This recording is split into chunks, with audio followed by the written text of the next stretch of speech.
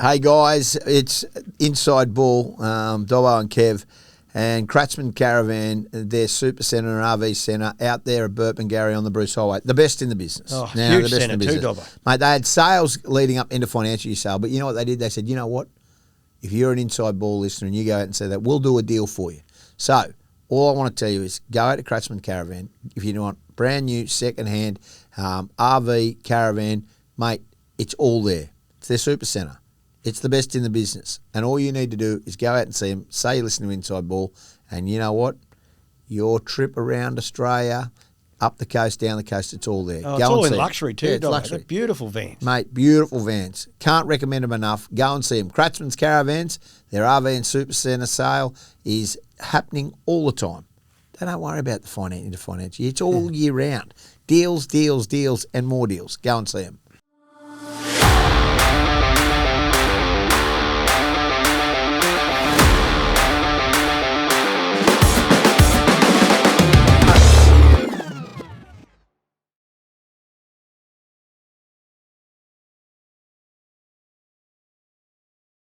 Welcome to Inside Ball. Special guest this week is none other than... Now, this fella, Ben Hannant, this fella is the only Queenslander to win premierships at two different clubs. You won your first one at the Broncos in 2006, and then you went north to the Cowboys unwillingly at first, and then you won the premiership there in 2015, and you beat the Broncos.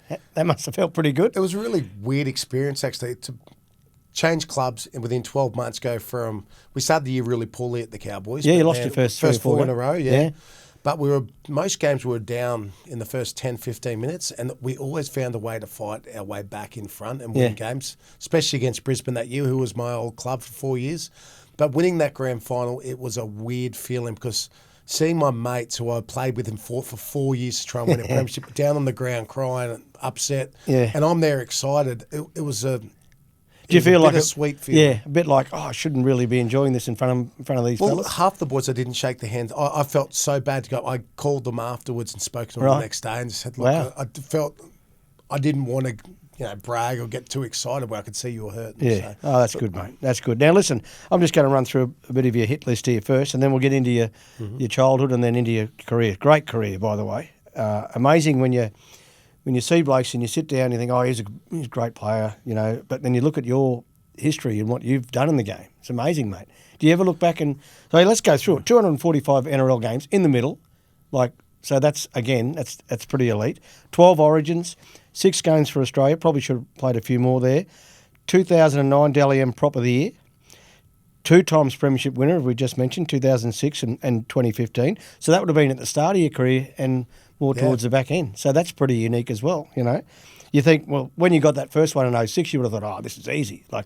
That's exactly what we thought. And Darius Boyd was in the same boat because I was only in my second it was pretty much my first year of first grade. I played 8 games with the Roosters, but it was our first proper preseason where Wayne Bennett went sort of that sports science side of things. You got Dean Benton in there.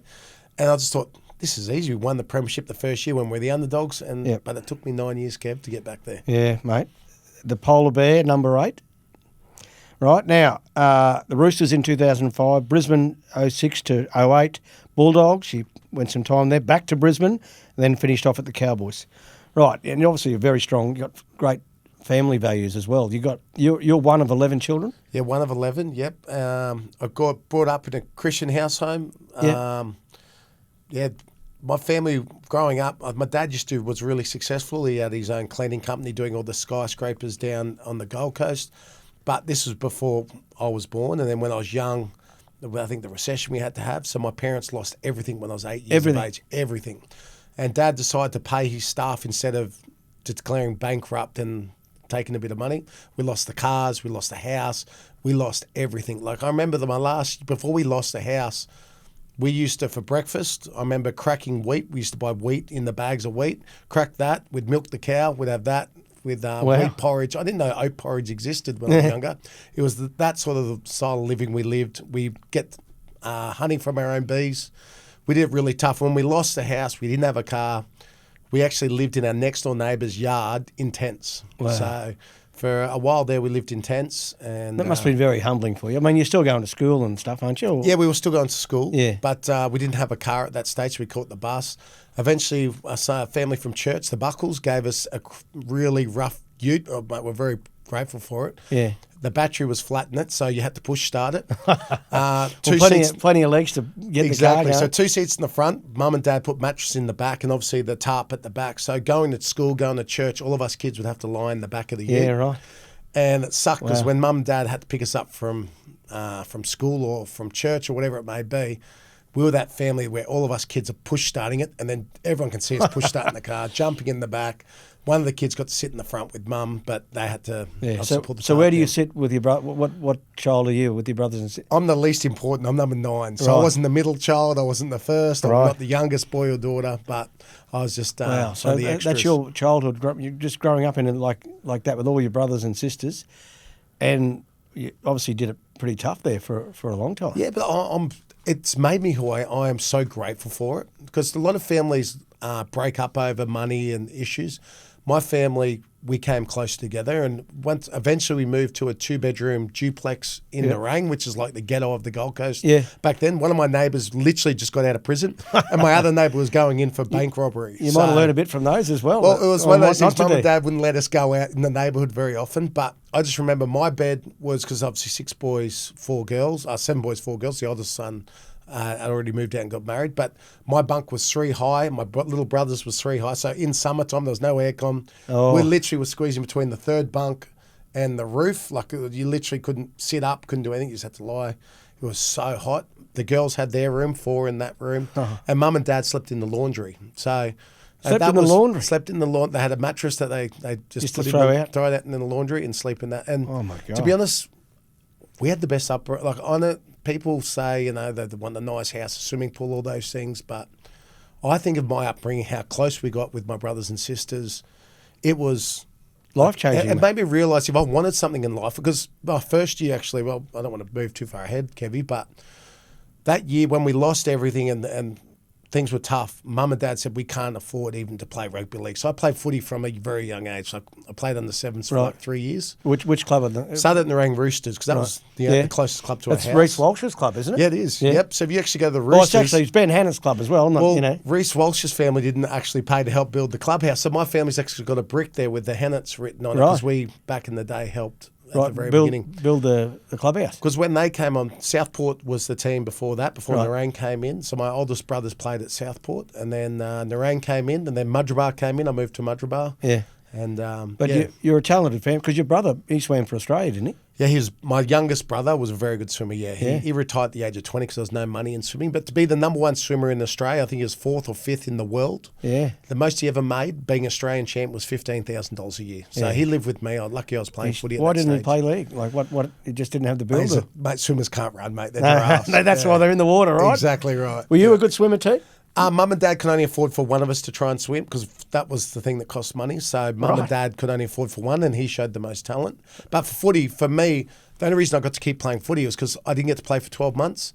And that 12 months killed me. Like, I see my friends going on footy training, I see my friends doing and it killed me. I just remember thinking to myself, this is never going to happen again to me. So I thought, stuff this. I started walking the neighbourhood, mowing lawns, washing cars, weeding gardens, anything I could. I ended up making about $200 and something a year roughly from doing that. And that paid for my footy, it paid for my textbooks at school, and the school fees, which would have been less than $100. So Wow. that way, Mate. that's the reason why footy means so much to me. Yeah. Mate, you've done the thing I hard love yards the to get most, there. Yeah. So you must have showed some talent though coming through. You played. No, zero talent, Kev. Did you? Absolutely. I'd never made a rep team till I was like a proper rep team. You till I made the was Australian 17. schoolboys, didn't you? That's right. There's something went down when I was 16, so I never made any rep teams. Nothing. And all kids around you were obviously making, because that was a Yeah. thing. Anyone go on that you thought? On the Gold Coast, no, but obviously higher up. The thing where it changed for me was when I went to Palm Beach Caravan High School. I went there in year 9. I went to Brisbane in year 8. Palm Beach in year 9. Was they have a footy program then? They had a footy program then, which was so exciting. I loved it. And not luckily, but I got kept down in grade 1. I didn't know my ABCs or something. Obviously not the brightest kid, typical football player. Got kept down in grade 1. But, man, they had like a year 10 competition.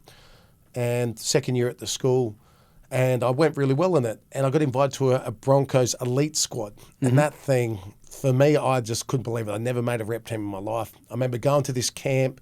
Michael Hancock was at the camp as well. He was one of the guys running it. Paul Dwyer was running it. But Wayne Bennett was also there. He was a part of it. And Tatey rocked up one day, which he was coming through as a young kid. It was incredible. I remember rocking up because being a poor kid, I rocked up to that camp, and the first thing they gave us a set of training gear. Wow. And I remember sitting there looking down and going, how awesome is this? I've made it. Yeah. I'm a Bronco. And then Wayne Bennett comes into the room. I remember sitting there, and Sammy Thaida's there, Neville Costin's there, Brett Seymour's there, all these kids that were just guns in my age group.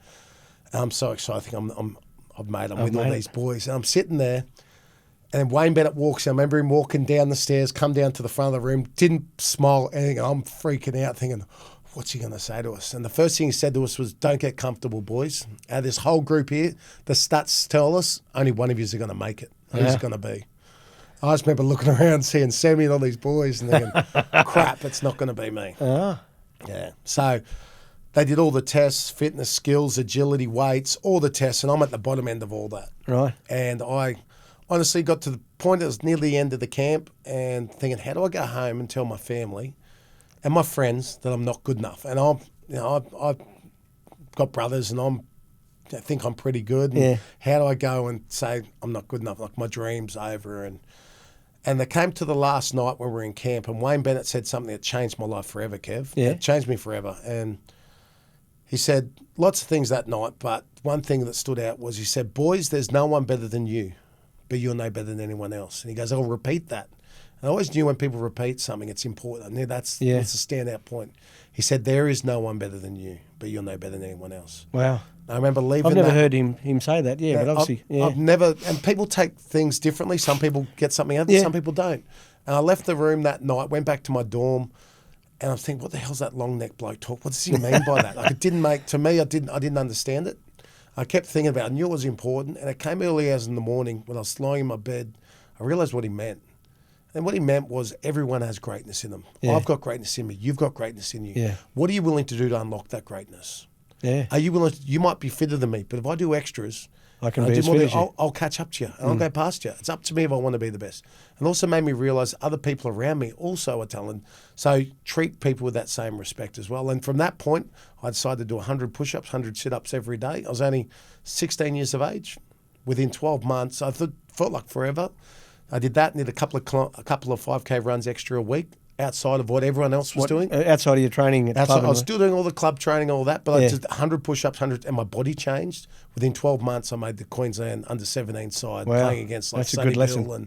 And from that, I believe that changed who I was, not just a footy player, but as a husband, a father. Everything for me comes back to there's nothing I can't do. There's no excuses for me not achieving what I want to achieve. Wow, mate, that's a great story. Because you met your wife when you were pretty young too, Emma. Yeah. You met, so you were maybe going along a different path. Very different path. Yeah. So I remember, and then she straightened you up. Well, to be honest, I thought I didn't want to do church. Like, I honestly thought, I saw my mates drinking, rooting, having a good old time. Well, young kid, you see they're all having a good old time, and I was like, I want that. Yeah. I want to party. Blokes want to be me, chicks want to do me. Yeah. I see that, and I was that young, cocky kid thinking that I don't want church. It's not for me. But I didn't want to get married until I was like 30-something. How did the family go when you started being a rebel? We're going to call you a rebel. Yeah, well, there's a limit. Were you in trouble at home? Really, so I was so far down the list. And Mum and Dad, when they lost everything, my dad never really recovered. So I did my own thing. I could sneak off and do whatever I want. Like, as long as I was home by night. Like back in the day, you'd come home when it was dark. Yeah. Come back for dinner and go out, and literally there's no phones, no nothing. I did what I wanted. But things changed for me. I remember I was about 15, 16 years of age, and we went to church with the family, and it was Christmas time. I remember going to church, and then this little blonde-haired girl walked in on holidays from Sydney. I just remember first time I ever saw her, I remember, I'm going to marry that girl. Right. First, and I know it's weird. Love at first. I don't know what. No idea if she liked me. She probably didn't like me. But I remember thinking from the first day I ever laid eyes on her, I'm going to marry her. The first thing I did, I went up to her old man, found out he liked his footy, introduced myself. So straight away got in with the old man. Yeah, right. And I found out they were moving up at the next year up to the Gold Coast Right. to move there. So I had a girlfriend at the time that I was doing the wrong things with too. I Yeah. broke up with her straight away, even though I didn't Well, know. that's the right thing to do, mate. When And you I just thought, this is the girl I want, and I just went after it. went. Bit full like your ball. footy career, you went So after at your the wife. age of 15, she wouldn't date me for 12 months. Right. She wouldn't want to date. She's 16, so we became best friends for 12 months. And 2 months ago, we've been married for 20 years. Yeah, wow. And I'm more in love with her than I've ever been. Yeah. Like, life's good. So Yeah. And everything you I've ever achieved is because of You got the big definitely family as well, haven't you? You got 8 kids yourself. 8 haven't you? kids, yeah. I just kept knocking 4 her up and so she 4. couldn't leave me. She's Good plan, eh? It's working at the moment. So how old's your oldest? oldest boy is 19. 19. So he's now finished school. He's working 1 week on, 1 week off in the mines being Okay. a Sparky. So Right. And your youngest? 5 years of age. So I've got 7 at school at the moment. 7 at school. How do you get them to school? How do you get around? So- Because you can't load them in the back of the ute anymore because that's not... Mate, we used to have Safe. the beautiful Sahara with all the bells and whistles. And then my wife had to get, because we had too many kids, a Toyota Commuter, which is a maxi taxi. Right. So we tinted out the windows, put a TV in there, 14-seater. And the kids call it the pedo bus. The pedo so bus, it's, yeah. it's definitely not cool driving to school. So my you wife's- don't... Do you drive the bus or not? You just your wife? When required, yeah, I do. But Windows up. that's why we tinted the windows. Righto. And the school drop-off would take hours, wouldn't it? Or are they all at the same No, school? well, the thing now is my oldest daughter is now 17. She's in year 12. So she drives the kids to Hillcrest. So there's 5 there, and then 2 are in the rugby league program at PBC. Right, so you got some talent coming through still in the family, you reckon? Definitely. And to be surprised, it's surprising. It's actually my daughters that are... One of my sons is looking really well, but then 2 of my daughters... Right, looking to get into breathe NRLW, are they? Yeah, so... Well, how old are they? One is... She's turning 16 It'd be next hard month. to remember all the ages, Yeah, wouldn't she's it? 16, and my other one, the 12 year, actually, my 12-year-old daughter made the South Coast team.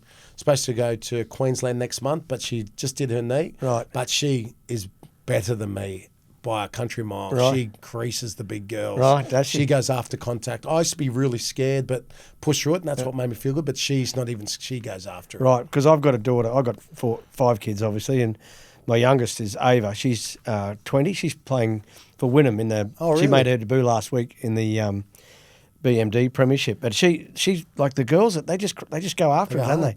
How They do love you it. feel watching it though? 'Cause Well, at first I was a bit uncomfortable because they whack into each other. It's very physical. 'cause a lot of them run straight, and I'm like, Yeah, just a they little they bit got of no cheek. consideration Yeah, for their bodies. yeah.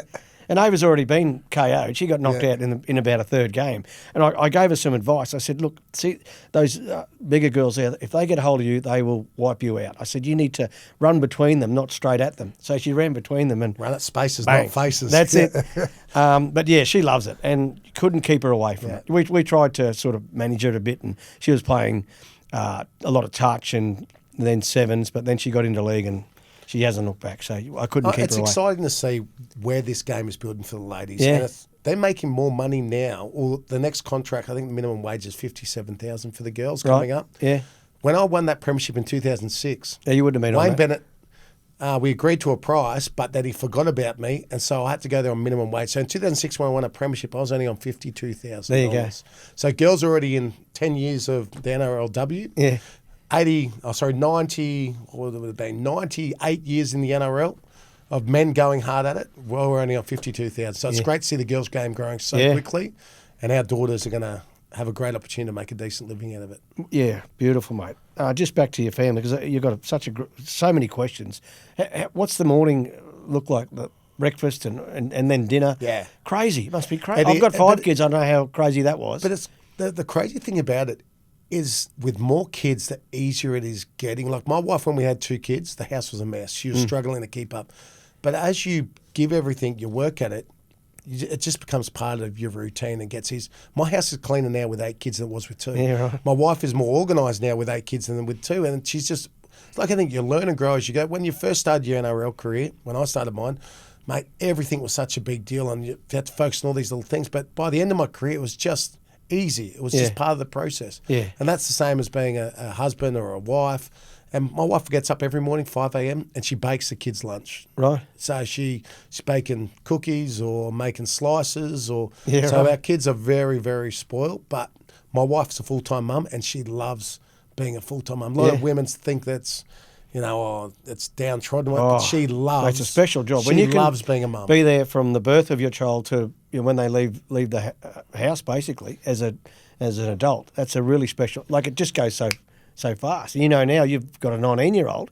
Like he's out of your hands It's now. too quick. Yeah, it goes fast. So I love the fact that she looks after me, and I try and my job is to make sure she can spend every minute with the kids and family, and she's very grateful for it. Now, have you ever lost a kid when you've been shopping or Are something? you serious? Of course we have. Yeah, yes, I was we gonna are. say. Go, tell us the story, mate. Mate, there's so many stories. Give us your favourite one. Oh, mate, there's not a bad one. Not that they're favourites, but No, the scariest one. The scariest one. Oh, there's too many, but yeah, because there's so many. Like there's times where we'd even go to Macca's, the kids have sport or something, and we go in to get Macca's. We're eating, and we're like, there's a whole meal here. Where is it? One of the kids is sleeping in the car and completely forget they're in the car sleeping.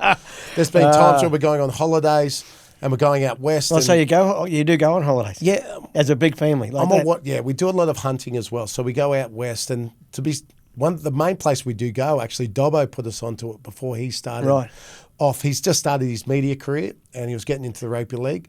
And I was playing Origin, and he knew I loved the hunting and the horses and all that sort of stuff. And he goes to me, mate, would you like to come out hunting with 100%? Yeah, I'm in. And he must have thought that I wouldn't have chased it up, and I chased it up. And he organised it, and he drove me out to Condamine. This is our first trip out there. Right, how far is Condamine? 4.5 hours from the Gold Coast. Yeah, and we go out there. He drives me all the way out there, and as soon as he gets out there, and I've only just met Dobbo. He drives me to these people I know nothing about. You're playing Origin, so you're pretty well known. Yep, I drive out there, and then as soon as we get out there, I'll be talking for about an hour, and then Dobbo goes, all right, I've got to go now. I've got to go back in town. So he left me out there for 3 or 4 days with these guys. That you just met? Just met. Loveliest blokes ever. Spen and Soph, their house, and Chubb and Hannant there. So there's 2 families they're like my family now. Yeah. We go out every year. We go hunting out there. And what do you hunt? Kangaroos and whatever you... Pigs, kangaroos, any vermin out there, foxes. But mate, real hunting. So after the floods back in, I think it was 2010, 2011, I shot 600 pigs in one day out of a helicopter. Wow. So just culling, we do some real hunting, real farming. So you got the pilot flying the plane. Yeah, of course. Then I'm sitting next to him. You sit beside him, and you go up for about an hour, and because you're moving around and your eyes are so focused on the pigs and shooting them, you actually get motion. So I'd have to go down every hour, throw my guts up, and then go back up again. Wow, and geez, you must love shooting, eh? But teaching my kids how to not only shoot and then clean it and eat it and all those different things. So I grew up that way. So my holidays as a kid for myself was the same thing. So Easter time, we used to always go out hunting, and we used to catch the Easter bunny and have bunny stew on Easter morning. I hope there's no kids listening to this podcast right now, Benny. These bunnies don't bring chocolate Easter eggs. They don't, do they? No. Yeah. Well, that's your memories. You've had such a different upbringing to most, and the way you've turned out. I'm sure your brothers and your sisters as well. It's great to see, mate. All right. So, what's the biggest challenge from a father point of view with your kids? What's the biggest challenge, you reckon? Raising the biggest challenge I had was in. I don't want to get emotional with this one, but 2010 was really tough for me because my football was at an all-time high, and it was 2009, 2010. My oldest son, I've got 3 kids that are on the spectrum, and I didn't know at the time. Right. And we're down in Sydney, no family, no help, and my son would have these meltdowns. And it just got worse and worse. He'd end up beating up my wife. He would go crazy. He would try and take his own life. And it turned out to be points. It was a good day when he'd tell you he'd want to take his life. It was a bad day when there was just situations where he tried to do it. And then we're talking about a 6-year-old kid. And as a dad, 6 years old, at 6 years of age, I remember being in Sydney, and every day I'd get a phone call from my wife in tears while I'm at training, and I'm trying to do my job. But my family's my number one. I remember every day she'd be crying, I can't do this. I'm a terrible mum. I can't. I'm not a good mum. I'm not the right mum for him. I can't.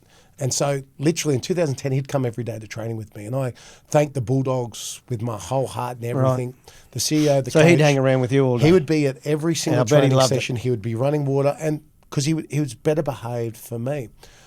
But it came to a point, Kevie, where it was 2010, and we were at home. It was just after church one day. Everything was fine. We've got 2 or 3 kids at this point, and we was just up playing in his room. And Em and I were in the kitchen, and we just had this feeling, you need to go check your son. We just had a feeling, like prompting inside, something's wrong with your son. You need to go check on him. And we went upstairs to his room, and he was on the ground, and he's blue. Oh, man. And at that point, I realised we need help. I always thought that I could do everything myself, and my family's my responsibility, and it's my job to make it right. And Shit, mate. that's the point where I went and saw the CEO and said, I can't be here anymore. I have to go home for my family. Mm-hmm. I didn't tell anyone about it because I thought my job as a man is to be the tough one, be the brave one, and my problems are my problems, and I have to do it myself. But what I learned from that was that there's people out there to help you. Yeah, right. And there's So you obviously went and so we moved. So I ended up moving back home. Yeah. And we got him to all the special. Back then there was no NDIS, so it probably cost between 50, 60,000 a year for about 3 years in a row. Luckily, I have that money. There's families out there that couldn't do that, Kev. Yeah. There was no NDIS. Luckily, they have that now, and we got him all the help he needed and all the stuff. And over time, it probably took 4 or 5 years. But now people don't even know that he has those issues. You know, that his brain's wired differently, and he fits in society. He has a great job, and I am so proud of my son for the man that he is, that he never gave up, that he kept. Well, he's going got that for help. qualities that you have, mate. You know, hasn't he? So, and that's transferred, and your wife, obviously, like soul of the earth people. And people in the day too thought that I was leaving the club because I was chasing money, but that's what killed me because I loved it. Like I would still be at the Bulldogs. The Bulldogs are by far. I owe my life, like everything I have to that club were amazing to me, and the fans, and that really hurt me. That I stayed silent and didn't say anything because I didn't want people to know my problems. Yeah, but and that's fair enough too. There's a privacy issue. But that club were amazing to me and my family, and I learnt so much from being there. But then after that, about footy's so much your life. You know, it's a big part, but it's definitely not everything. And no, certainly not, mate. So, there's life around outside of footy, certainly. So it was a bit deep, Kevie. I feel bad. Yeah, no, that's fine, mate. I just sad. Like I've known you for, well, since you came to the Broncos, but I've never known that about your family. So, mate, that's unbelievable what you've done for you and your kids and your wife as well. I don't like talking about it, but I know people need to hear it because people are going through the same stuff. Exactly, mate. So you're going to help people now when they listen to this, and they, you know, obviously everyone goes through their own little struggles and battles in life. And for you to have said that, and now someone else can maybe say, well, I'm going to seek some help. And be 100% honest with you, Kevie, I honestly thought there was no light at the end of the tunnel. I thought I'd be burying my son. My wife thought we're going to be burying our son. Yeah. Well, you don't want legit. that, and when you're going through it at the time, you think there is no light at the end of the tunnel. No. And I'm here to, if anyone's out there going through a similar thing to me, I'm telling you right now, there is light. Yeah. It will come. Just That's never great, give mate. up, never quit. Never give because now my life, my kid, he's still living and going strong. And he's enjoying life now. And that there's people that can help. Yeah, definitely. Right, let's get back onto your footy career. Right, you started off at the Broncos with the Clydesdales. Mm-hmm. And then you my coach, Kevie. No, I was your coach, mate. I was your coach. And to be honest, and I'm gonna have a bit of a crack at myself here. If I looked at like you back then to now, there's the transformation in you. I wasn't very good. Like, be honest, I wasn't that good of a football player when I first started, was I? Oh, no, I wouldn't say that. I just think you're a little bit different to the typical football. And I was a young coach, just finished playing. I think, well, hang on, this bloke, he's a bit different, you know. He's wide. What did you say? What made me different? Well, I don't know. You just had a swagger about you, you know. And for whatever reason, you left the Broncos, didn't you? Because the Roosters obviously made you a bigger offer, or not a bigger offer, an opportunity, I'm going to say. Because no, actually, Wayne Bennett called us into the office. So I was only supposed to play under 20s at the Bronx, but I ended up playing with the Clydesdales. And I remember going for contract negotiations. I was so excited because I was on $25,000 that year. Right. I was excited to go in and negotiate because I did better than I ever thought. Like, I was so proud of myself. I'll just start off that Clydesdale year. I remember there was a moment for me that made me realise I had to be an NRL. If I wanted to be a footy player, I had to embrace it or not embrace it. Yeah. And that was when we were playing Redcliffe. They kicked off to the other front row, not me. I think his name was Josh. He's a country bloke. And he got knocked out by the big Redcliffe forwards. Knocked him clean out, unconscious. He was still unconscious when they were carrying him off the field. Right. And I was the other front rower. And I remember sitting there on the field going, that could have been me. And I had that moment where I realised this is your moment where you got to realise either grow a set of balls, be a man, or quit the game. Right. Do you really want this, Ben? And that was a moment where I realised, am I willing to pay the price to be a footy player? And for that 5 minutes while he was unconscious on the ground, I had that moment where I thought about it and went, this is for me. And that's when I... Knuckle down. So that was one of the games that... Yeah, well, it was a pretty tough year for the Clydeys that year. I think we had a lot of young guys like yourself who hadn't played any NRL. And normally in that level, you got some old hard heads that had played. But unfortunately, that year for the Clydeys, we didn't have those players. So maybe you got caught up in that a bit, because normally when a young guy like yourself would come into that team, there'd be some older, more, like I said, meant to do that carry. But again, you learn on the run in league, don't you? Yeah, and it was cool because we had the Broncos as well. So a lot of players went up and down. So you had Charlie Webb and those guys going up and down. They were all still kids too, though, weren't they? Exactly they weren't right. Sort of. But, I think maybe leaving the Broncos was the making of you as well. You went away, you played, you went to the Bulldogs first? No, Roosters first. Yeah, so how it all went about was I thought I had a really good year in Queensland Cup, played most of the year under you, and went in for negotiations, just me and Wayne Bennett, didn't have a manager. No manager. And I sat there across the table, I was so excited to go in there and think, see what they had to offer. He's going to be so proud of me. I've done more than, I'm an 18-year-old kid, 1 year out of school, and so proud of myself. I did awesome. He sat there, didn't crack a smile, nothing, just sat there, said, Ben, we're going to offer you $7,000 1-year contract. You're not in the full-time squad. You can take it or leave it. That was it. That's all he said to me. Right. Was literally no smile, no nothing. You've gone, like, literally. So I remember sitting there thinking, what do I do in this? I'm like, wow. It was a slap in the face for me, really. I'm thinking, I thought he was going to say, you're doing a great job, Ben. But it was literally straight down the barrel, nothing. And I had that moment where I was like, what do I say? What do I do? And I did have the Roosters chasing me at that point. And so who from the Roosters was chasing you? Who was Artie Beetson. Beetson. Well, that's not a bad option, is it, really? Yeah, so Artie was chasing me there.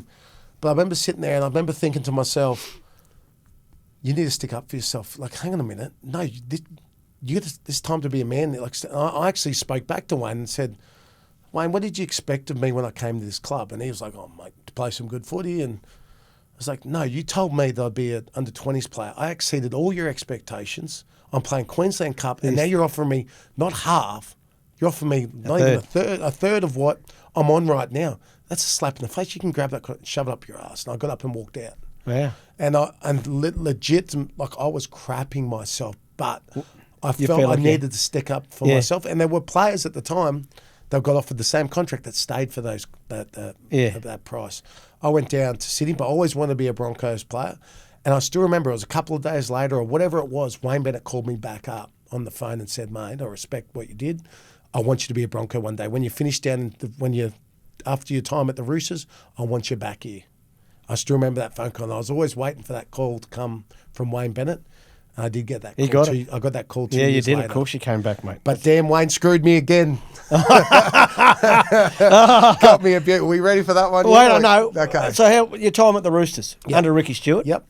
You're only a kid living in Sydney. It was Ricky. Did you have do you have any kids at that stage? No. I was about to get married. So also I didn't live with my wife either. So she moved down. I got engaged at the age of, I think I was 19. I got engaged because I knew she was the one for me. And if I could have married her at 18, I would have got engaged at 19. And when I was 20, I started playing first grade. We had the bye to get married. I hit up Sticky. Like, we get the week off in the bye, right? Yeah. No. I'm going to get married, Sticky. And he's like, yeah, okay, cool, mate. Well, so focused on being okay, you can have 2 days off. That's it to get married. Wow. So I flew back up to Queensland, got married, had one night in Queensland, had to fly straight back. Without your training. wife? Yeah, well, then she moved down. She moved down after, but not after. So directly after the wedding, after you got married, I had to be back at training 2 days. Even though we did had she the come week back off. with you to Sydney though? Yes, she came. She back did. To Sydney. Okay, that's all right. Yeah, so that was your honeymoon. So I had one day at the Swiss Grand. No, where was it? Oh, no, it was at the 5-star hotel. We had one night on the Gold Coast, and then we went back straight back to training. So I played 8 games of first grade in 2005 when I debuted down there. Right. Now you had a bit of a life changer as well in that year. You tell us about the scratchy. Tell us about the scratchy. Nah, things happen for a reason in life, Kevie. I'm a big believer on that. Yeah, I am too, mate. And like, I always I knew I wasn't the best football player, so I always had to outwork everyone. And I wanted to get ahead in life. My family had nothing, and I wanted to make something of myself. I got sick of being a nobody. I used to be shy, quiet. I was a fat kid, so I had no self-confidence. I didn't want to be. I hated the person I was as a kid. I thought, I'm not going to be this person anymore. And so when footy started, I wanted to get ahead in life. And I thought, if I get a second job and live off my second job and invest all my footy money, I'm going to be able to achieve the things that buy a house, a nice car, all those things. Provide for your kids and all that, eh? Yeah. So I ended up working at the Leagues Club. Myself and Semi Parrott did that, and a couple of other boys ended up doing it with us as well. So we'd have to get up at 4 o'clock in the morning, count all the money in the pokies, sort out all the cash and cull it, send it to the bank, and weigh all the hoppers, all the dollar coins. And any money that you find on the ground that's not a dollar coin, anything on the ground, you get to keep, obviously. And most days you get a couple of bucks of change on the ground. Yeah. And this day, I had about $3.40 of change I found on the ground. I didn't have my wallet with me that day, so I just had it jingling in my pocket. And once you've done all counting the money in the Leagues Club and doing that, you have to go across the road to the newsagent to buy the papers for the patrons that come in that like to read the paper.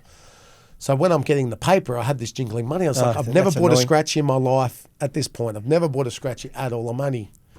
I would have 20? been, I would have been 19 years of age, not even 20. Yeah. And I said, can I buy a scratchy, a $3 scratchy? He's like, which one do you want? I'm like, oh, I don't know, just give me the longest playing one, because I had probably 30 minutes left on my shift to do. And once you've counted all the money on your shift, it had to be a 3-hour job. So you're done in about 2 hours. So you're high, because if they find you, they'll make you wipe down tables and clean things. Right. So I'd done the main bit of my job. So I give me the longest $3 scratchy, which was a crossword one. I went downstairs with Kath King, who still works at the Roosters, down their office down there. And I'm scratching away, and she was helping me do it, because obviously I'm not the smartest Didn't know what cookie. you were doing. Yeah. And it said I won a free scratchy. So she's like, go back over and get another one. You got time. So I'm like, sweet. Went up, crossed the road, went and got another one. And they told me I actually won a $4 worth of scratchies. I can get $4 or $4 worth of scratchies. So they said, do you want the same $3 one and a $1 one, or do you want a $4 one? I said, just give me a $4 scratchy, which was a Vegas one, which had roulette, nothing, 21, nothing. There was another game, was nothing. But then it had these dice, roll 1 and roll 2. Roll 1 was number 4 and number 4. Roll 2 was number 4 and number 6. Something, do I have to get all 4 of these dice the same? Or? Yeah. But I saw under roll 1 had its own prize, and roll 2 had its own prize. So I started scratching the prize 1, which was 4 and 4. I just saw these little zeros. Scratched it, $200,000. Wow. And I remember going to Kath, I think I've won. She's like, oh, good on you. How much? I'm like, have a look. And she looked and she said a few 4-letter words and went, no way, it can't be that easy. And most mornings I get to count between 200 and 400,000 in cash. So you know what it So looks she's like, you better get across the road. So I'm sitting there holding this thing, waiting for the lift, and I'm picturing in my head what 200, I'm like, 200, no way. I went across the road to the newsagent. I gave him the ticket, and he went and sold someone else, and I'm freaking out. Finally did. He goes, mate, you've just won 200. I'm like, I know. I've signed everything, signed confidentially. No one would have known about it. The only person I told about this was my wife at the time. Yeah. And she wasn't even excited. I told her, I pulled her aside from work. I said, I need to tell you something. And told her, and she's like, oh. No, big deal. Get excited, damn it. Like, are you serious? This is life-changing. And no one would have known, but the newsagent actually got it. They knew I was playing footy. They knew who I was, and they were starting to tell people. Right. And then the papers and some of the journalists in Sydney calling me up, and I'm like, nah, don't know. Like, we're going to run the story no matter what. You're better off to tell us. What. Yeah, right. And so that's how my family found out in the papers. Did you find a lot of people coming to you and wanting a bit of cash? No, my mum was filthy at me. She's like, how dare you? I'm very upset with you for gambling. So.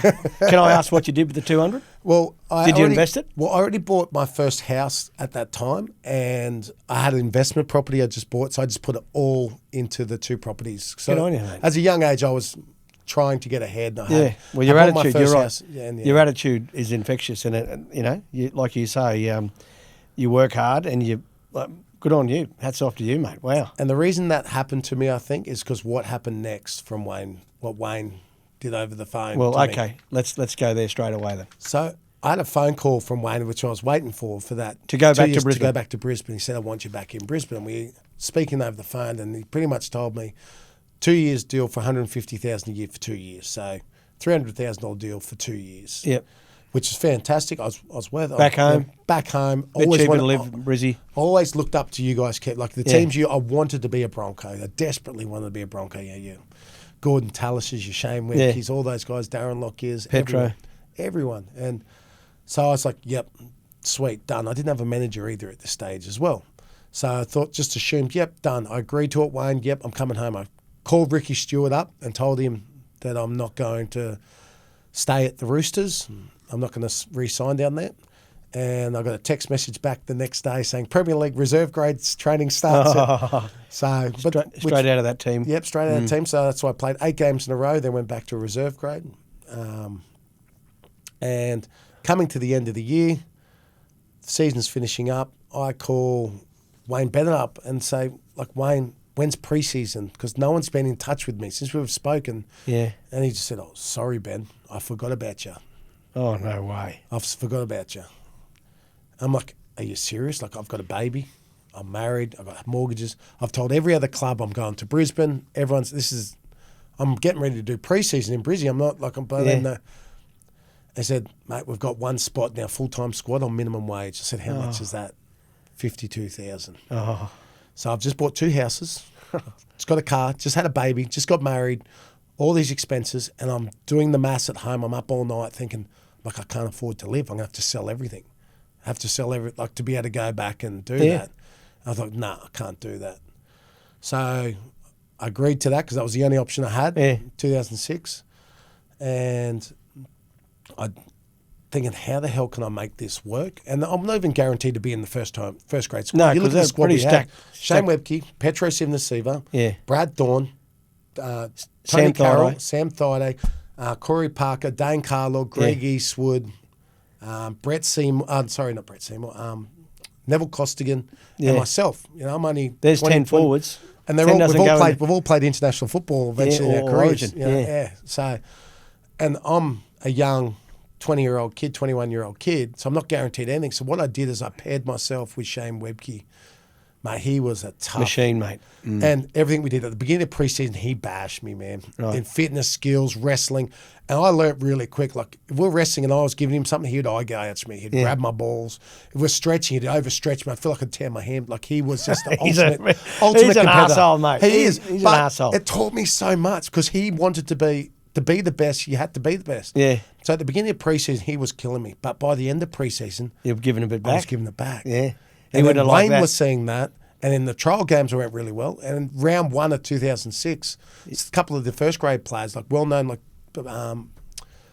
Brad Thorne was going to be dropped round 1 for me to come in. Was Brad Myers there then? Nah, too? he left and went somewhere else. Right. But Brad Thorne, and then I think that was a wake-up call for Brad Thorne because he had an incredible year because the rest of the year after that, he absolutely killed it. But Wow. I think I played nearly every game bar 1 that year because I got injured. But I think I played over 30 with the finals and the full season, nearly 30 games that year. Righto. But I couldn't do my job like a normal person because I couldn't afford to live. So I had to get another job, Kev. So I got a job at Geez, the you Rock like League. working, mate, don't you? Well, I couldn't live otherwise. Yeah. So I got a job at the Rockley Markets here in Brisbane. So I lived on the Gold Coast. I had my house on the Gold Coast. So I'd get up in the morning. No, it wasn't even the morning yet. I got up at night, 11:45 at night. Leave home at midnight, start work at 1 a.m. at the Rockley Markets, throwing boxes of fruit and veg around. No one even knew. Wayne didn't even know for months. Right. So I'd work there till 8 o'clock in the morning, 8:30 in the morning, And then go straight on to NRL training and fight against Webke, Petro, all those guys compete. Wow. So I was working pretty much a full day. So I'd get home, and 2006 was the year when we went, sports science really took off. Yeah. So they wanted us to have a rest in the day, so we'd do our fitness and skills in the morning. Then you go and have a sleep. weights and then weights in the afternoon. So I wouldn't get home. Like, training would either finish at 4 or 5 o'clock, and then I'd have to fight traffic down to the Gold Coast. Back So I'd get home. home at 6:30, 7 o'clock at night. I set my alarm to get up at 11:45 in the morning, so I had to spend time with the wife and kids for an hour, and then I was living off 3-4 hours sleep max that year. And look at the year you had. And that taught me, if we want something bad enough and you're willing to do it and don't make excuses or blame others, that was probably the best year of my whole entire life, where I realised that I could do anything if I wanted to do it. Right. So, Now, grand final. We got special memories there. And the prelim final, beating the Bulldogs. What's some of your great moments from the grand final, you reckon? Or even that prelim final? That prelim was pretty special because they were a red-hot team. Yeah. And we're playing at Sydney Football Stadium and they just dominated us that first half. Yeah. Dominated us the first half. And I know Willie Mason said he didn't say it, mate. I'm telling you. I remember him walking up the tunnel because I could hear it clear as day. It wasn't anything disrespectful at all. He was just excited. We're 40 minutes. In 40 minutes we're going the F and grand final. We got these F and C's. It's just pumped up and excited. That's big Willie. And Willie Mason. And not in disrespect, he wasn't doing it to us. But mate, that point really stuck out to us. And Wayne Bennett was in the room. Wayne Bennett barely said anything at halftime. I think he said something like, "Boys, there's time," or something like very basic. He never says much. I think he could see that we were all fired up about what was Mason said in the tunnel. And we came out after half time, and that try that Barrow scored, and there was about 8 people involved in it. But it wasn't just that. We just all bought in, and that was the moment where our season. We knew we could beat anybody. You hadn't had the great, you thereabouts, because I got sacked the year before, 2005, which is fine, no problem That there. was a big clean. A lot of people. Big clean out, yeah. Myself, Glenn Lazarus, Gary Belcher, there was a few of us. But anyway, and then you got on a bit of a run, didn't you, late in the season? Got some confidence. Wayne shuffled the deck a bit with players and positional, and it just seemed to work for you. Well, we didn't really have a halfback. You think we had Shane Perry, who's a reserve grade halfback. Awesome, did his job amazing. Yeah. Then you think, who was our centres? David Stagg was one of our centres. Yeah. Who was our fullback? Justin Hodges. Yeah, Carmichael was on the wing. Carmichael was on the wing. Yeah. We had main centre of our team was that hooker and got Clive Churchill medal. So we're all playing our position. He'll tell you that too, Barrow, every time you he say had an incredible back end of the year. But you think of that year, we got beaten by Melbourne, I think it was twice or even 3, got pumped by them. Yeah. But going into that grand final, the way Wayne prepared us, and he shut us off from the world. Yeah. Our families couldn't see us. Our wives no one could come and see us. We were at the Swiss hotel. Grant. Yeah. We were locked down, and just shows there's many ways to do this because it was very different in 2015. But by the time it came game time, as a young 21-year-old kid, and we got beaten comfortably by Melbourne twice or 3 times that year. I knew we're going that game, we're going to win that. Yeah. I had every confidence. He had us that prepared. And that's the Wayne Bennett way, mate, and it gives you confidence. Righto, so fantastic. What's your favourite memory from the grand final or after it? Something that you remember more than anything else? Mad Monday was pretty good. There's some funny stories there. Yeah. Because I didn't drink. So I gave up drink. I drank when I was a little bit younger and a bit of peer pressure and that. But when I knew who I was at the age of 20, I stopped drinking. So you don't drink now? Haven't touched it since. Right. Jeez, hats off to you again, mate. Each to their own. But I remember. So you would have been sober. You would have seen some incidents. I know. You can remember. And one of the stories, I remember. I think we're day 2 or day 3 of partying, and mate, we're just running riot in Brisbane. I had to drive the boys around. I had this Nissan Pulsar little car. Yeah. And the boys were all in the back. And my wife is an amazing wife because she packed me lunch for 3 days. She just knows, you go have fun, do your thing, but I'll pack your lunch. And I was sitting in the car. No way. Mud cake and all this stuff. I just remember going to one club to another during the day. And all of a sudden, Tony Carroll, big just cunter. 2 hands, I'm driving. Over you. Chocolate mud cake in both hands, in both eyes. Bang, bang. I am blind, driving 80 kilometres an hour, going through wherever I was. Yeah. And he's covering my eyes. I've got mud cake everywhere, and the boys are Yahoo. Yeah. I was thinking, Tunza. We've had him on good this. old, just dumb, stupid stuff that boys do. But That's my best memory would probably be I had my son with me and having him there for the photo and going around that lap. Because it takes a lot to win a premiership. It's not just you with your mates, but your family sacrifices a lot. Yeah, and you have to sacrifice. My wife sacrificed a hell of a lot that year with me working a job from 1 a.m. to 8 in the morning. Was that with Tony Joseph at the moment? With Tony Joseph at the moment. Yeah, right. Yep. Okay. And that, to me, to be there with her, and it made me feel like I was actually proved myself as a man, that like work-wise, footy-wise, wife-wise, kid-wise. Wasn't just a young kid, and I thought I earned the respect of my in-laws who probably were questioning letting their daughter marry a football player, but I felt like I earned that respect. Yeah, brilliant, mate.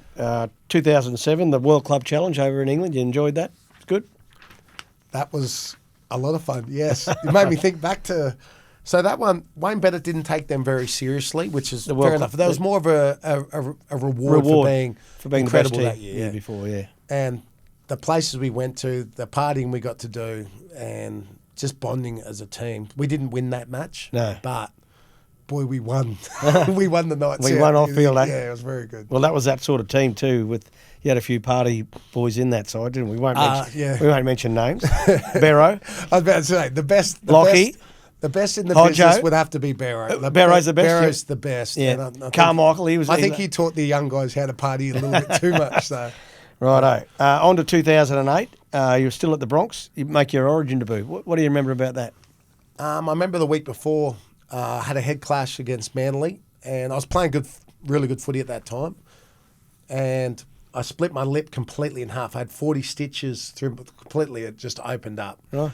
And I got the phone call from Mal Meninga. I remember getting it, and I was freaking out because this is Mal Meninga. He's an absolute legend. And I just remember, just don't say anything dumb, just be quiet. I barely said anything, just thank you very much thing. And the whole time from that point, I was freaking out because I had this split in my lip. Yeah. So we went into camp. They do the medical, and the doctor was going to rule me out of playing, saying, look, it's a lot with this rip in your lip and your first game and all that. I said, mate, you can chop my lip off. I don't care. I just want to play my game. There's no way I'm not playing Origin. Yeah. And I was freaking out about that, but then also questioning myself, am I good enough? What if I let the team? All these different things. This is the first day in the media and the medical.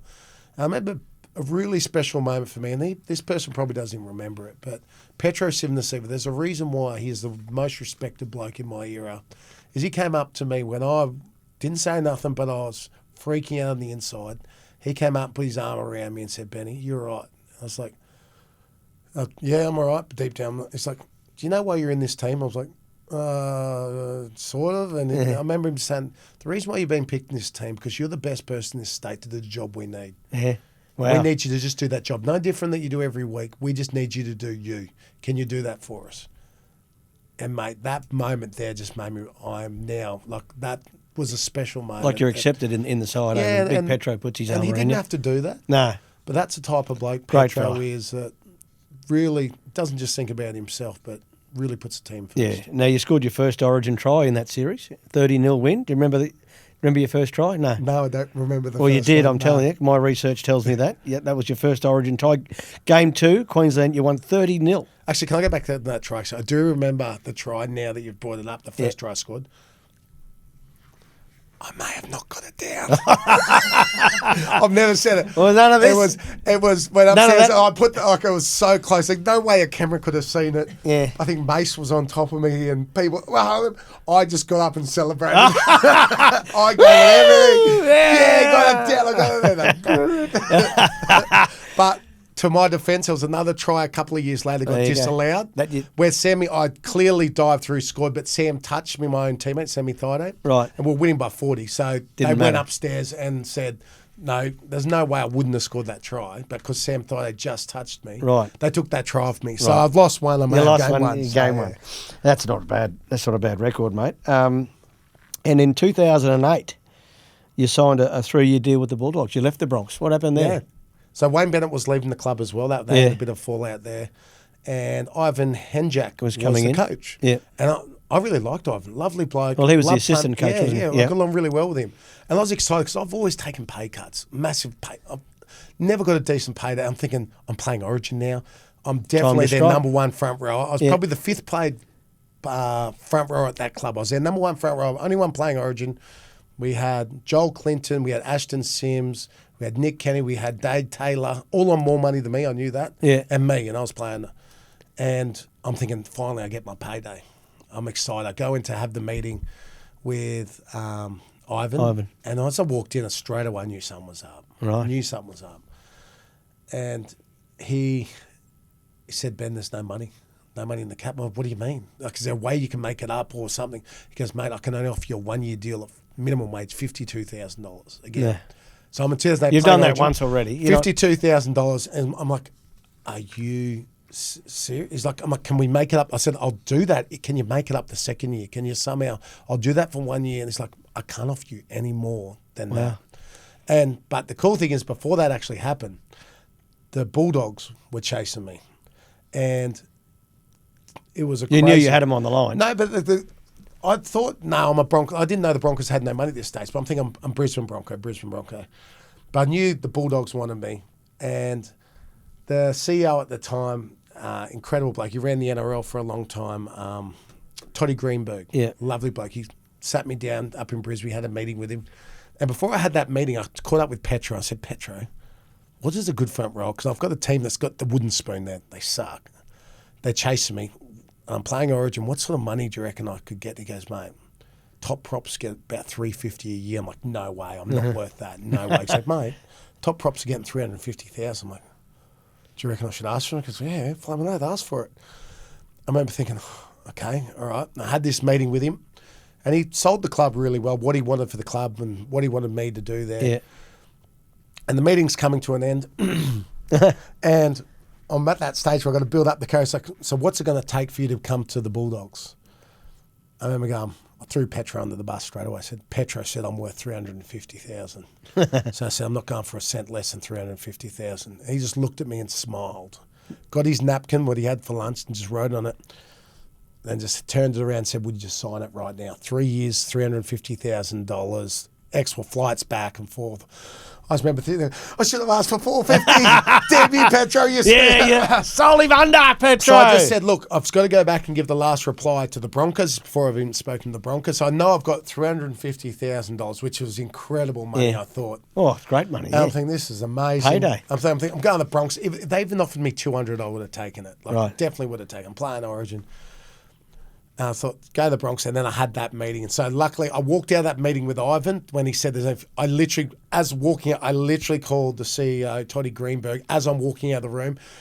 I said, is that deal still available? I'm thinking, he goes, yep. I said, done, deal signed. Boom, hung up. And wow. And they got the wooden spoon that year. Sonny Bill left them. Yeah.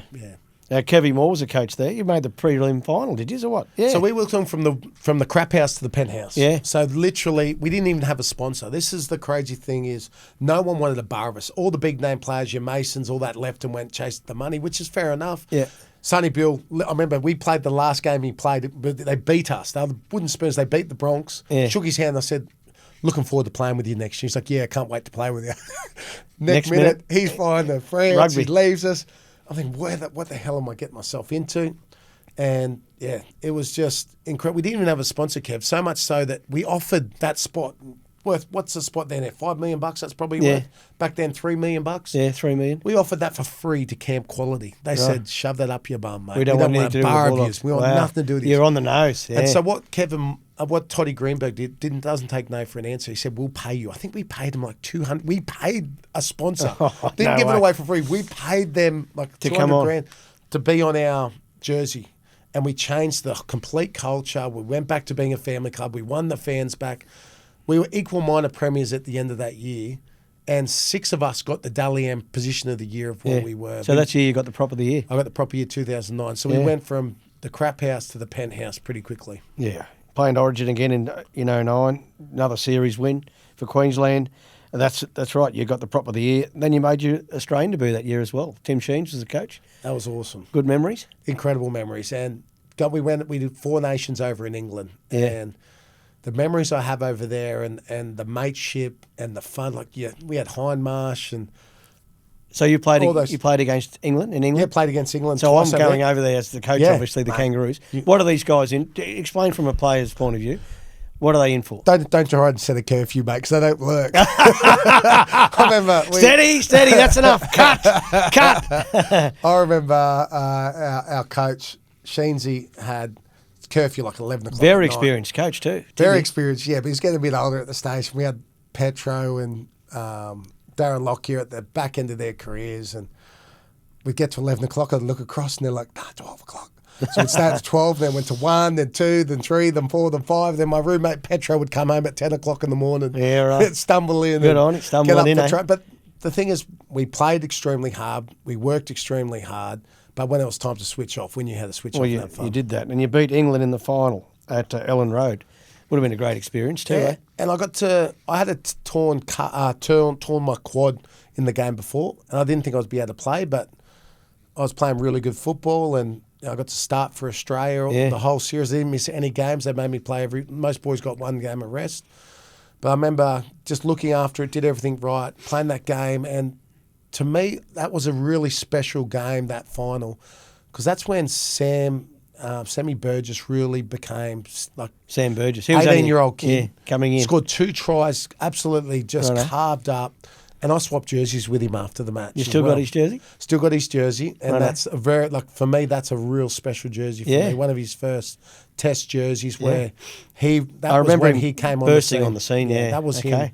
And I also, my family background, my mum's father is from England. Right. And where we were staying was only about 20 minutes from where he lived. I never got to meet him. He passed away before I got to go over there. Right. And he loved his rugby league. He loved his boxing. And never got to meet me. He used to have to sneak off to the pub so his wife wouldn't let him watch it at home. So he'd sneak off and watch it. And it's crazy that, so many decades later, his grandson's playing over around the corner. So it was a pretty cool little experience. Yeah, that's unbelievable, mate. Gee, you got some great stories, mate. What a life you've packed into your... How old are you? I've just turned 40. Into your 40 years. That is amazing what you... It's truly, mate. Anyway, we'll keep going. The Bulldogs 2010.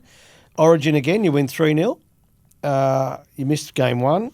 But again, another... How many Origin series have you won? Do you know?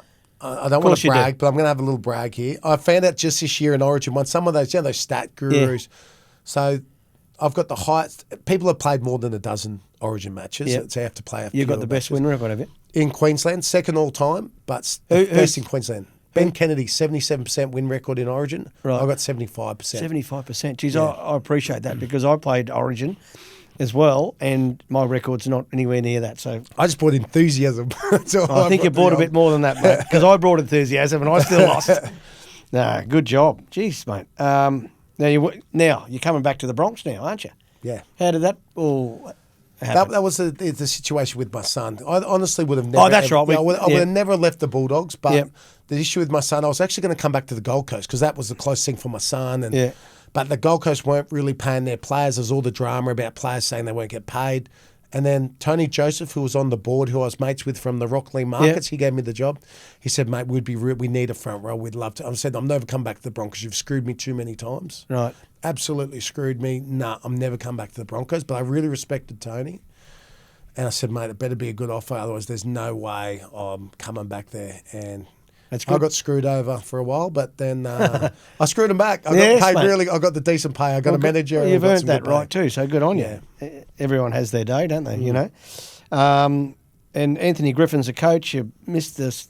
Was it a calf injury to start? Didn't quite get things moving early. I would have had a calf. I did have a few calf injuries there, but Ivan was in the preseason. Everyone was going great. I was in the senior player group when I first got there. Trained the house down in preseason. Anthony Griffin was the reserve grade coach. Was the assistant coach in first grade, sorry. Yeah. And then Ivan got the sack in the preseason, and literally the first meeting I had with Anthony Griffin was he pulled me in and said, I don't want you to be a part of the senior player group anymore. I'm like, yeah, that's fine. But the thing was, from the get-go, I wasn't his...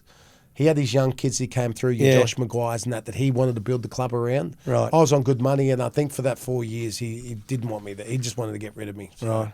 So it wasn't such a great experience for you? It was probably the hardest 4 years of my footy career where I nearly gave up the game. Right. Yeah. I'd came to a point where actually I rang Wayne Bennett up in, I think it was year 3 or the 4th year that I was there, and said I don't want to play footy anymore. And I used to call Wayne up, and he would coach me and tell me what I did right and what I did wrong over the phone, and that really helped me. So your relationship's pretty strong with Wayne still now? I hope so. I don't call. He's so busy doing it. I don't call him at all, but there is a respect there that I have for him that I'm eternally grateful for. Yeah. You continue on your merry-go-round with the Origin as well, playing for Australia still, so a good year in 2012, 13, 14, you end up leaving the Broncos. The end of 14. Didn't have such a great year. Whatever reason, we don't have to go into it. No, they were trying to get rid of me for a while there. Were they? Yeah. There was stuff going on that wasn't right, but at the end of the day, and then that was the same year Anthony Griffin got the sack as well, but there was no money left. All the money was spent and put to where it needed to be, so I had to leave, and I took a huge pay. I had a choice to go to either Melbourne or the Cowboys. So Melbourne or the Cowboys? That's pretty, they were the pretty two good options. options. Yeah, they're great options. That's right. But the money was $200,000. That was it. So a massive pay reduction. From what I was on. Because of the time of that And all happened? I wasn't getting much footy time on the field. Yeah, and getting older. Of course, I was 20. I think I was 29 years of age. Yeah.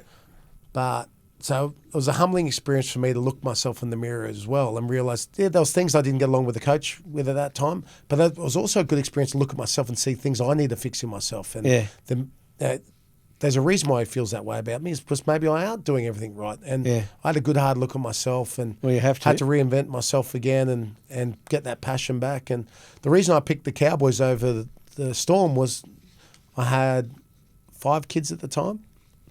And how the hell could I afford on that money to live in Melbourne and pay for my mortgage? And so the cheapest option was to go to the Cowboys. Both had a great opportunity to win a premiership, which in 2 years period that I was there, they would have won with one of them. Well, I was at the Storm in 2012, so that would have been because they were in the prime, and the Cowboys were rebuilding, weren't they? Yeah, well, Storm won 2017 and we won 2015. Yeah. Righto. Tell us about your time in 2015 at the Cowboys. What a great experience for you, eh?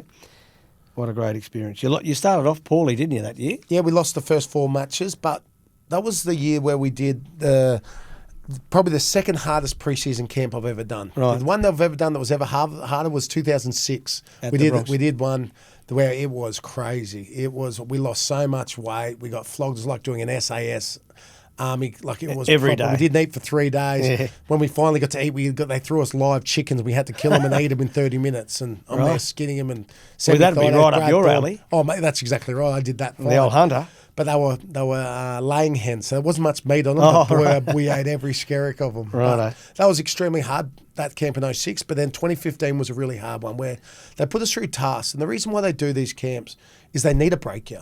They need to completely break you as a person, as an individual, and make you realise that these tasks that they put in front of you, these impossible tasks, can be possible if you come together as a team. Yeah. You can achieve so much more as a team than you can as an individual. And that's what we did in 06, and the same thing 2015 where they literally broke us. Right. We're doing tasks during the middle of the night 2015 where they had these 2 utes in mud up to the windows. And we'd try and have to dig them out and push them out. We're there for 6-7 hours. Right. All through the night, midnight. Grubby They're work yelling too, at you, filthy. swearing at you. Yeah. And then we finally realised one of the staff had a torch and shined it. We could see the handbrake was on. It was in gear. So there's no way we're going to get these things out. But then eventually, after time, we got these things going and out. And, beautiful. Eh? But all these just tasks, all team building. It was just really team building. And trying to break you. And most of that year, we were down. In 2015, we came from behind. If you look at the stats, nearly every single game we were down at some point, and we found a way to come back and win. That's a champion team, is when things are tough, how you respond and react. When times are good, it's great. But a real champion team is when times are down and you find a way to win.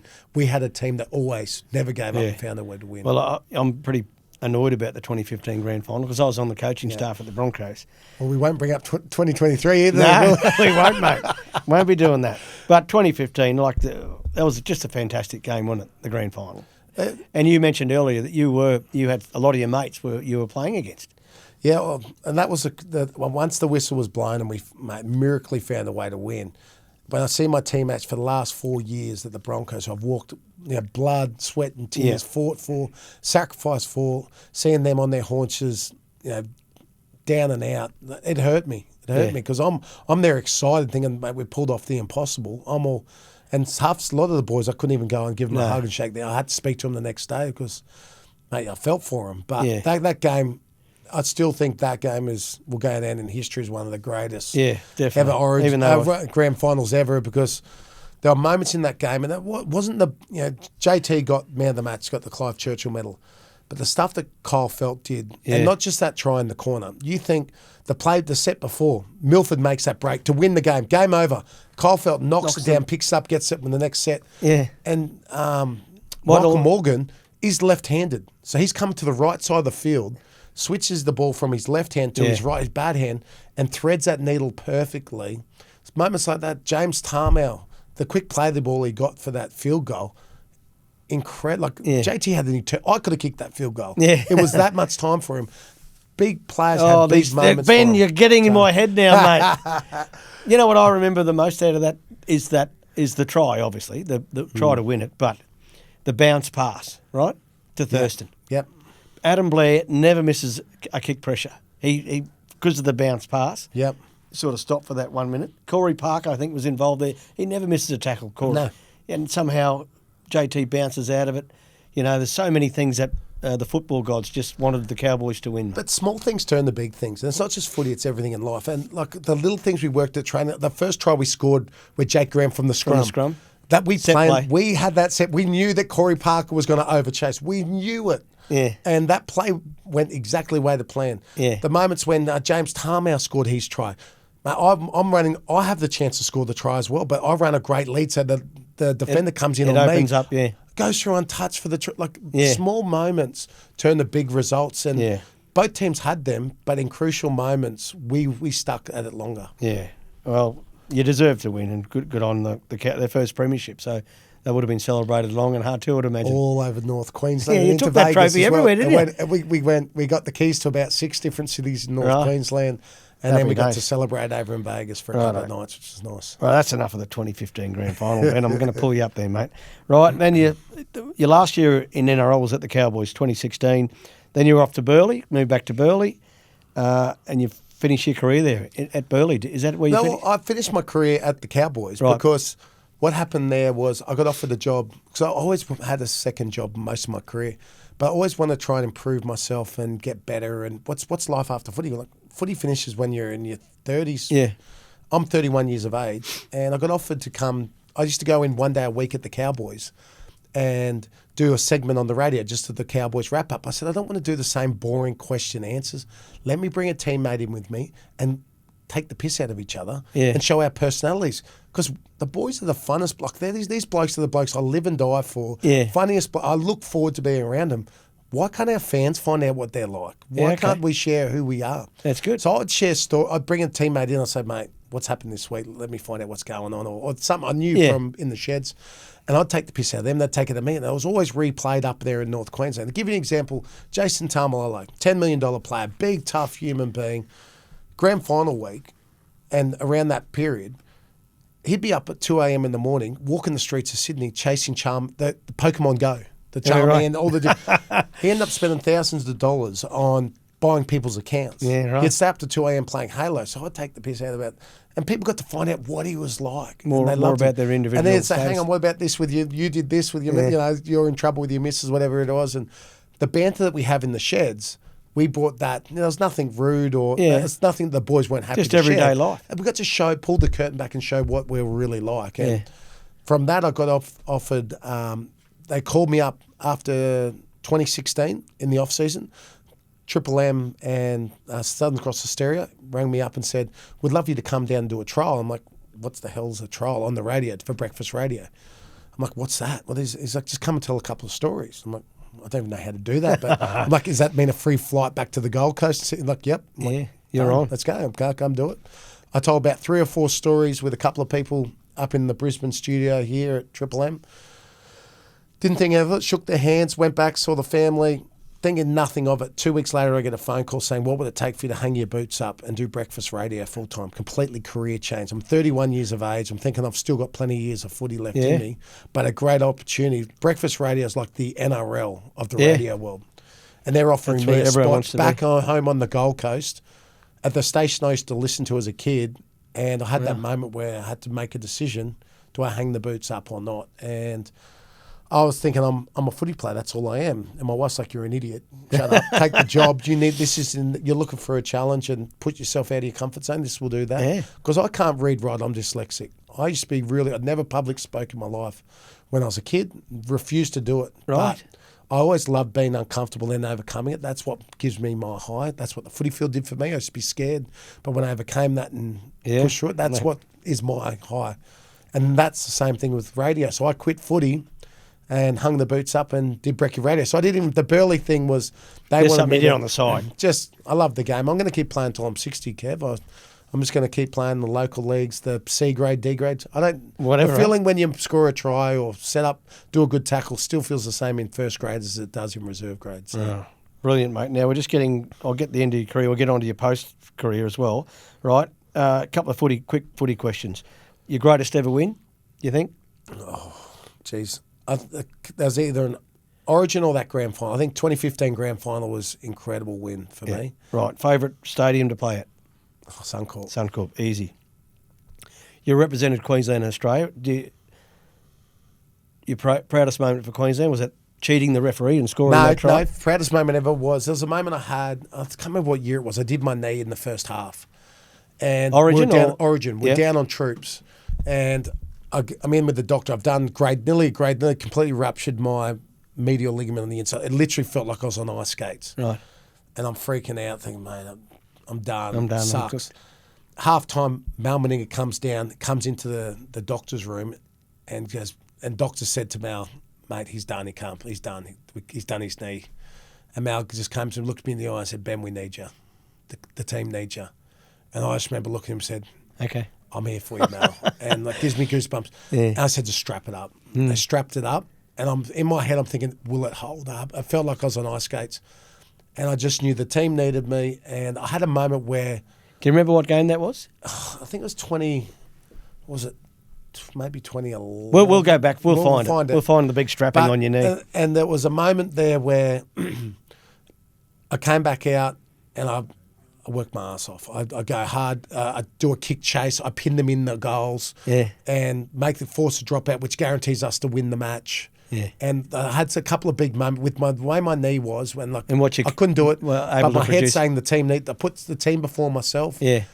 And that moment is the proudest moment I've ever had on the field, where I thought there's no way I could even run. Yeah. But because the team needed me, I could do anything. And that, to me, I learned so much, but that was probably one of my proudest moments in the Origin arena. Righto. And obviously your Cowboys grand final win with your wife and kids on the field? That's my highlight of my whole career. If I could sum up every moment, was when I had my kids with me, walking the lap of honour. And I've got 3 kids on the spectrum. Yeah. And at that stage, 2 of them barely spoke to me. And what they said to me after the match, I'll never forget. Yeah. And the way they looked at me and singing the national anthem before the match, and then what they were after the match, the photo. I got a photo with I had 6 kids at the time, all of them there with me around the photo, with my wife there as well. That just summed up that one moment. That, to me, what my kids said to me and being there with my family, that's, to me, awesome, that's mate. my ecstasy. That's awesome. You still got the photo at home somewhere? Yeah, it's on my screensaver. Yeah, good on you, mate. Righto. Now, you got into boxing. Come on, mate. What are you thinking? Trying to take on Paul Gallen? No, well, the reason it started... And Junior Paul, eh? Because I finished my career up early at 31 because of my radio career. Still had to have a bit of focus. No, I just always... And I've seen footy players do the boxing thing and see if they could... I just wanted to see if I could actually do it. And how it all came about was Josh Papali'i. No one would fight Josh Papali'i in this fight up at... pay-per-view main event up at Townsville. And... I joked around, like it was on social media for weeks and weeks, and they couldn't find, no one would fight him. And I thought, screw it. I just wrote a message that, haha, I'll do it, smiley face. Within minutes, my phone rings from the promoter saying, would you seriously do it? No one will fight him. Would you do it? We need someone to do it. I was like, yeah, screw it, I'll do it. Then I had the moment after I hung up the phone, it's like, what am I doing? I don't know how. I've never put on gloves before. Yeah. I've never thrown a punch before. So I went to the gym with Chris Walker. And he'd be a good one to teach you, Chrissy Walker. He likes to fight. He's into that stuff. And he took me to a gym and they were doing some sparring. And so I jump in and I'd never thrown a punch, never put on gloves. People hit me and I'm closing my eyes. And at the end of the session, I'm sparring all these people. Chris Walker grabs me, puts his arm around me and goes, Benny, I love you. But you can't fight, man. I'm like, I know, man. He goes, you shouldn't do it, man. I said, look, just give me a week. Give me a week. I said, I don't like pulling out of anything. Hence why I got 8 kids. I don't pull out of anything. I've said I'm doing something. Give me a week. Give me a week of training twice a day, every day, and come spar me the next week. And if you think I can't do it, I'll pull out. And so I trained twice. There's a guy named Will Nazio, Wild Bill, who's a heavyweight champion of Australia for a while. Right. 145 kilo Tongan. He's got 6 brothers. They go to church with me. I rung him up and said, mate, can you come spar me? And I fought all 6 of his brothers, literally one after another, every morning and night. Right. And within a week, I came back and fought Chris, did 2 rounds with Chris. He stopped the fight and said, mate, you're good to go. And that fight going up there. I fought Josh Papali'i. I was 101 kilos. He weighed in after starving himself for a week. He was 119 kilos. Right. And I put up a great show. Yeah, you did, I'm mate. very confident I've won that fight. Right. And he said he'll never fight again after that. He worked out. But from that one fight opened up all these doors, Yeah. a lot of money. Heaps of people started ringing me up offering big money. We're talking 50, 100 grand a fight Yeah. to fight them.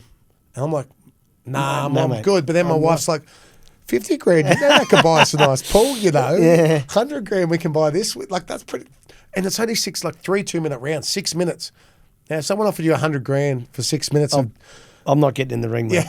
you're No smarter way. than But you're me. not doing it for money. You're doing it because you're competitive, mate. Oh, money was And definitely a part of it. Right, definitely. okay. But I I'm am trying to build you up here, mate. No, You're no, bringing I yourself am, down. I am definitely competitive. Yeah. And there's, like, what Wayne Bennett, if you're willing to do the work, there's nothing you can't do. And realistically, Paul Gallen only beat me by 1 round. I had $1 million rematch. If I beat him in that fight, which before Hodge, he couldn't throw a punch for 2 rounds against Hodge. I had $1 million rematch with him. Like, I'm real proud. Even though I didn't win, I put up a very gallant Well, you did, effort. mate. And Yeah. Even to most get in people the don't ring. know. I played club footy. So I got the phone call for the Paul Gallen fight. And it was great money. And I said, look, I've still got to play 1 game of club, local footy for the Caravan Eagles. Right. I still play local footy. I love it. I ended up breaking 3 ribs, like proper broken, like snapped ribs. I got CT scans, X-rays, and they're like, I thought it was just rib cartilage, and I got scanned up, and they're like, no, you've broken it. I wasn't telling the Rose brothers because, mate, I'd lose all that money. And so for the first 2 weeks of that 5 weeks, 2-3 weeks, I didn't train at all. I literally sat on my couch, couldn't lie down in bed, couldn't breathe. Right.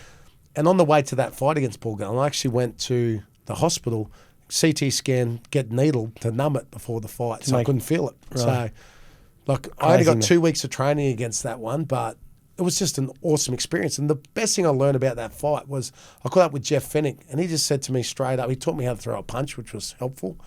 But he said to me, if you're throwing punches, they have to block them. So they're not going to be throwing back at you. So I just thought, move and throw punches. Yeah. And you did. I did, and it was a great experience Well. in front of 5,000 plus people, pay-per-view. Yeah. And So gave me the- that feeling back again. Have you hung the gloves up or is there Oh, more? yeah. I told my wife if I don't go the distance in any fight, and at the very beginning, I'll never do it again. So if I don't go the distance, Junior Paulo, I fought him, and mate, he's a big unbelievable, hombre, mate. isn't he? Yeah. He's huge. He stepped forward, so I thought, I'm going to let him come into me. I stepped back and I hit him with a great right hand on the chin. And as I hit him, in my head, I'm going, ooh, I gotcha. Gotcha, baby. I looked into his eyes. He did not bat an eyelid. Didn't phase him one One bit. bit. I'm thinking, I Oh. just hit you with everything, and you didn't phase. And I straight away literally thought, I'm just need to get out. The ring was really small. I just try to circle out, and I just walked straight into a right hand. He dropped me. I get back up. I keep going. Like, didn't hurt, nothing like that.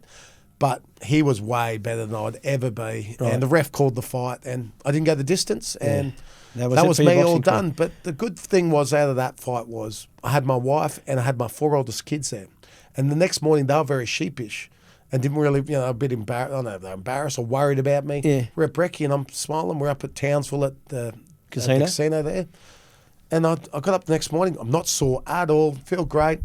I'm like, kids, let's go swimming. I'm like, lift your heads up. In life, you don't win everything in life. Yeah. It's what you do next. Like in life, you're not always going to win. There's times you're going to be embarrassed. There's times, but that doesn't define who you are. No, certainly It's what you not, do mate. next. Yeah. Mate, I've got your kids here. We're here. Look where we're staying. We've got this money. Let's go have some fun. And my kids went from being down in the dumps to having one of the best days ever with their dad and mum. Yeah. And really taught them Oh, it's that great lessons, in life mate. you don't win. Well, that's great leadership You don't from always you as win well. everywhere in No. life. But, geez, I had fun doing it. Yeah. And even though I got beaten, it didn't hurt. It's all good. Yeah. And life goes on. It does, mate. Now, life's still going on for you now. So, just to finish, what are you doing with yourself now? You got your own business, have you? Yes, so I've got my own civil and mining company, so Yeah. providing mining and civil equipment to job sites, so diggers, tippers, posi tracks, low drills, and now lighting towers. So Right. I've got these hybrid lighting towers which for mine sites and civil sites, so it saves them crap loading diesel Yep. and runs off solar and then a Right. backup generator. So Gee, that's pretty cluey. How'd you get into that? Did you obviously worked in the mines for a bit? have you? well, another story, but Yeah. I doing radio, breakfast radio for 8 years, and call came from Melbourne. In the space of 2 weeks, they pretty much told me your job's done. Right. I had 4 weeks to rim. I had 2 weeks left to pay. So I had 2 weeks on air and 2 weeks to pay. I got on my properties. I got 8 kids, private school, all this stuff, and my life is turned upside down. I had literally 4 weeks where my money dries up. I have not a cent. Right. So I'm like, what do I do? How do I need to reinvent myself really, really quick. And so in there, I've always wanted to start my own business. In an area in Queensland where I see the opportunity where the money is in the minerals, in you know, coal and in gold and mining. So I ended up getting a job up in the mines. So I went up there with an idea not only to get my licenses to work, make a bit of money, but to learn and build relationships and understand if I want to get in this industry, I need to understand the language and how they operate. And so I went up there, and realistically for the first 3 months, I think I saw my family for 1 week. Right. From doing that to doing speaking gigs to other, like I literally had to hustle. But same thing, I probably one of the best 6 months of my life when I first lost my radio job, because it was up to me to put food on the table, to do all those things. And I was in a comfort zone, obviously doing what I was doing, and it really made me get out of my comfort zone. And now I've got this business that's going really well. It's exciting. I'm loving what I do now. So that'd be just continual, it's like around the clock work for you all the time. On the phone, I've just picked building relationships. Yep. And I coach 2 days a week at a school. No, stop it. You cannot coach, mate. No, I'm not. I'm definitely not as good as coach as you. But you're the Australian coach. Yeah, I know, you're the mate. best in the I love country. coaching, but it's part of you. It doesn't matter what age. The enjoyment factor there of making kids better, and the enjoyment factor for me is the big one in league. You've got to enjoy playing the game. You're the same as me. Is the game's taught you everything in life. Yeah. The man I am today is because of the great. Taught me how to win, how to lose, how to work as a team, how to handle setbacks, how to handle criticism. 100%, mate. All those different. You're only as strong as the weakest person in your team. Yeah. So you need to raise the people around you. All the things in life works with being a husband, a father. Yeah. All these things. Rugby league taught me not to just be average, to excel, be the 1%. Be the best you can. Those 1%. And for me now to be able to go to young kids in year 6 and year 7 at school and teach them to be real men. Yeah.